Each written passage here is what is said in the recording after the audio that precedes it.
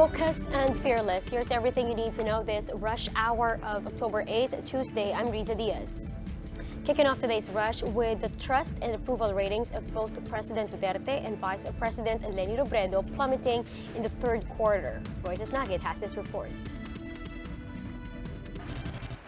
Despite an 11 percentage point drop in his trust ratings, President Rodrigo Duterte remains the most trusted government official in the country according to the latest Pulse Asia survey. Duterte's trust rating fell to 74% in September from 85% last quarter. The survey was conducted from September 16 to 22 amid controversies on the Good Conduct Time Allowance or GCTA law, hazing, polio, and African swine flu outbreaks. Duterte also suffered a 7 percentage point decline in his approval rating from 85 to 78%. Maaari itong may-ignite doon sa mga kaganapan bago doon sa survey. Isang tungkol doon sa pagpapalaya ng ilang mga preso dahil na doon sa good conduct allowance. Mayroon mga positibong kalagayan katulad ng pagbaba ng inflation. Pero bago pa naman noon, nung nakaraang quarter, ay mayroon na rin mga ilang usapin tungkol sa paninindigan ng Pangulo patungkol sa ating teritoryo sa West Philippine Sea. So, ang publiko, ang kanyang pinagbabatayan ay yung kanyang pagkakaalam sa mga nagawa ng Pangulo at mga maaari hindi niya nagawa. Presidential spokesman Salvador Panelo remains unfazed, saying the president's approval and trust ratings are still high. It is taken at the time when there are controversies hounding. It may affect the survey results. The fact remains that 70% plus remains still high.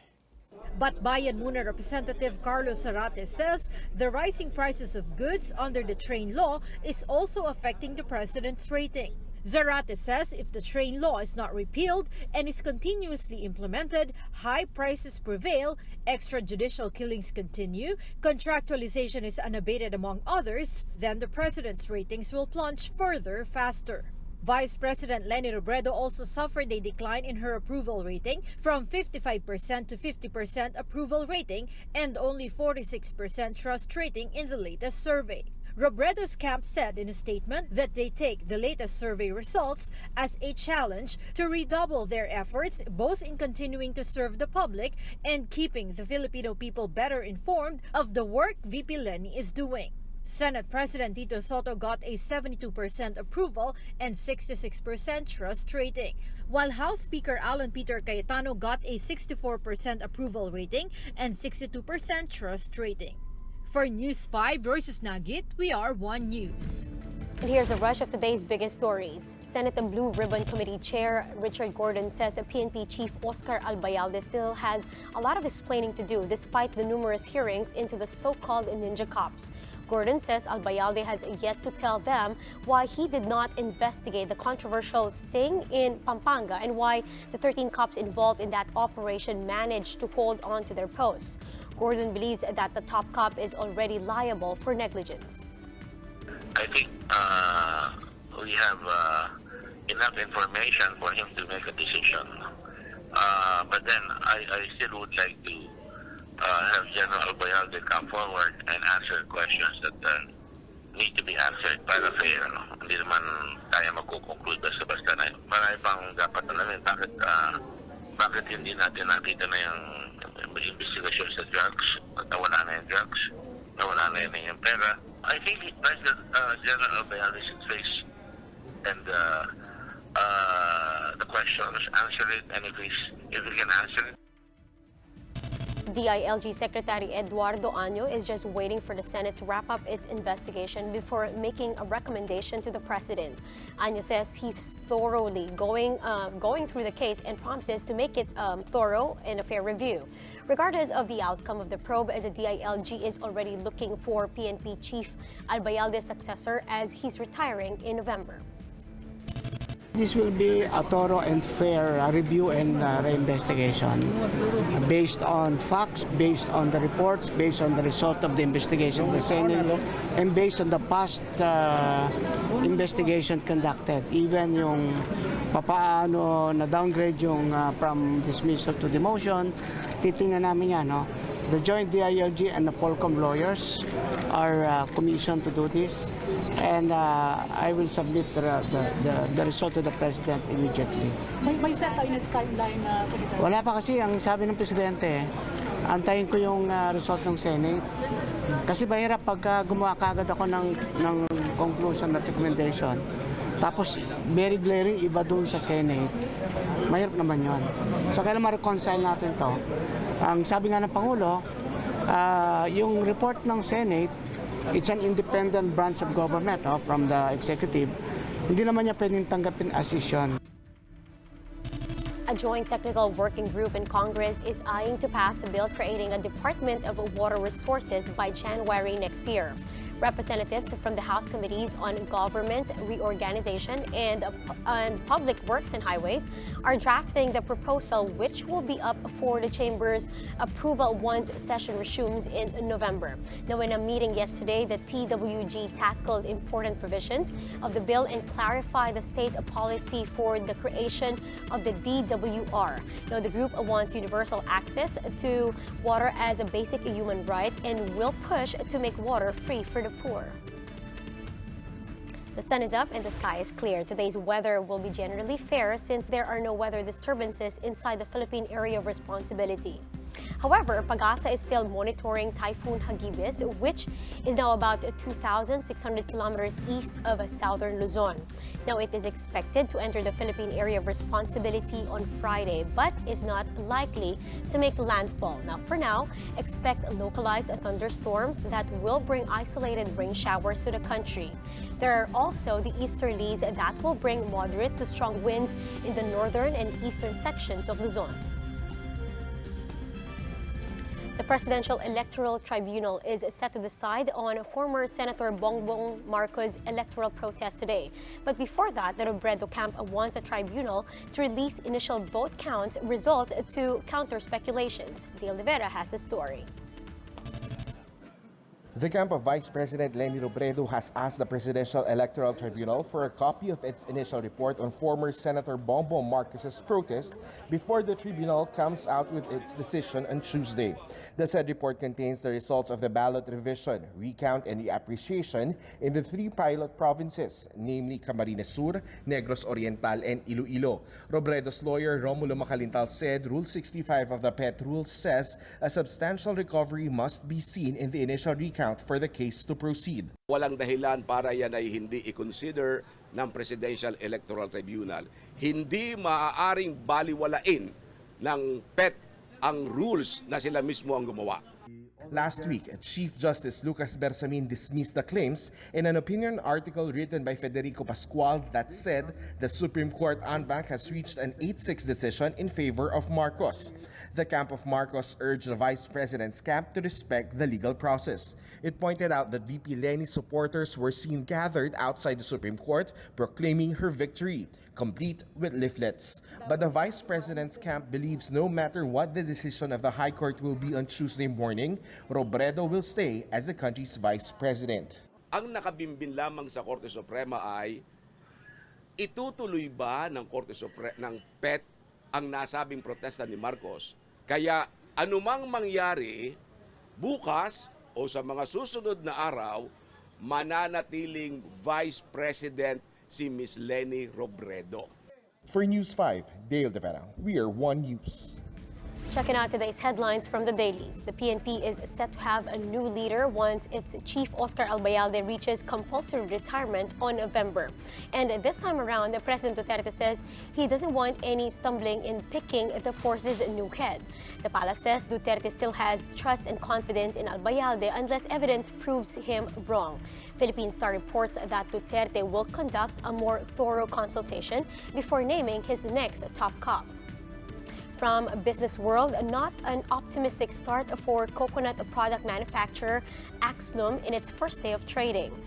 After spiking on opening bell, Axlum shares dipped below offer price and closed out its first trading day in the red. Axlum shares ended the day priced at 4 pesos and 69 centavos, and the stocks fell 6% off its 5 peso offer price as it became a casualty of a casualty of the weakness in the Bourse's main index. Now, the company, though, isn't worried much, saying investors can rely on its sound fundamentals for long-term investing. And Cebu's African Swine Fever Task Force will start inspecting wet markets and small-time retailers after the reports surfaced that pork products from Luzon may have made their way into Talisay City, Cebu. Now, the Freeman reports that some items have been sent to Cebu prior to the city's 100-day ban on live hogs and pork items. Cebu's ASF Task Force says suppliers have resorted to selling their pork products, at wet markets since the ban initially focused on supermarkets. Now, despite House lawmakers beating their self-imposed deadline in passing the 2020 budget, Senator Ping Lacson shoots down the effort, saying it was sloppy work. Justin Punsalang has the report. The proposed 2020 national budget managed to hurdle the lower house ahead of schedule. Now the ball is in the upper chamber's court, and Senator Ping Lacson has already noticed some red flags in the spending plan. He pointed at something that was sticking out, the 15 million peso allocation for a road improvement project. Lacson says proponents' request won't have an easy time passing the Senate. He also encouraged lawmakers not to simply rely on template projects from past Congress sessions and to comb through projects before including them in the spending plan. He described House's budget output as sloppy. He even went as far as describing it a mere cut and paste from the proponents' original request. For Lacson, it appeared that it did not go through proper vetting at all. The two chambers previously vowed to work double time this 18th Congress to avoid a repeat on last year's budget delay. House Ways and Means Committee Chairman Joey Salceda defended his colleague's proposal. He said the lower house did a, quote, great job in approving the budget plan on time. Within the limits of the 30 days, and unlike before, we spend only a few hours on each budget. Here, what we did was a systematic deliberation of the budget through a multi-budget hearing. So, ang nangyayari po, kaya napabilis within 30 days. So, is 30 days equivalent to sloppy work? I don't think so. I think we did a great job. The House did a great job under UNGAB. So, it's probably the opposition that did a sloppy work. Salceda also slammed Lacson's suggestion to forego a bicameral session in hopes of avoiding budget insertions, which prompted last year's delays. Nevertheless, Salceda says the Senate is free to scrutinize the House's version. We will always respect. Of course, we cannot interfere. Just they shouldn't interfere with the House internal. That's our version. They are free to have their own version. If they use the House version, then I think essentially the president won. For News 5, Justine Punsalang, we are One News. Time now for some world rush. Iraqi President Baram Assali denied that the government ordered security forces to open fire at protesters and media men. Sali appeared in a televised speech following a violent week in Iraq, which has left over 100 persons dead and thousands more wounded. Now, since October 1st, spontaneous rallies have erupted in Baghdad, with Iraqis demanding jobs, better basic services such as electricity and water, and an end to endemic corruption. Security forces have responded with live ammunition and tear gas to quell the protests. But Sali denied that this is a case of a state-sponsored violence. He even tagged those using live bullets as, quote, criminals and outlaws. Now, over in London, environmental activists also staged a demonstration at the Trafalgar Square on Monday to demand a much more urgent action against climate change. Earlier, protesters played steel drums and marched through central London as they kicked off 2 weeks of activities designed to disrupt the city. Some 276 climate activists had been arrested after blocking the Victoria Embankment outside UK's Ministry of Defence. And thousands of medallion taxi drivers in Mexico City parked their cars along major roads to protest ride-hailing platforms such as Uber. The strike caused major delays for motorists on Monday. Cab drivers says transport network operators don't have to comply with stringent and requirements and tests that cab drivers have to submit. Mexico City has about 140,000 medallion cabs and probably just as many ride-hailing cars and gypsy taxis. LA's subway halls have gotten used to the voice of a homeless opera singer, Emily Zamorka, who managed to win netizens' hearts finally debuted at the Little Italy celebration in Los Angeles.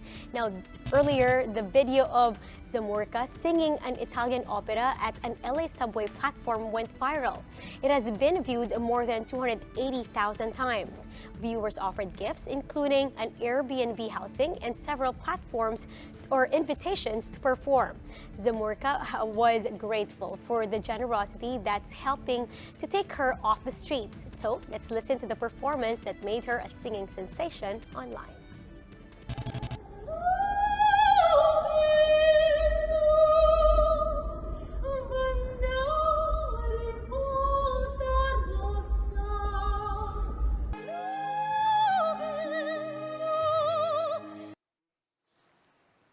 And here are the stories to watch out for later today. The LRT-2 has resumed partial operations. The Presidential Electoral Tribunal will deliberate the protest filed by former Senator Bongbong Marcos against Vice President Leni Robredo later today. And Typhoon Hagibis is expected to enter the Philippine area of responsibility later this week. And that's how today is shaping up to be. Join us again next time for another round of Rush. I'm Riza Diaz. We are One News.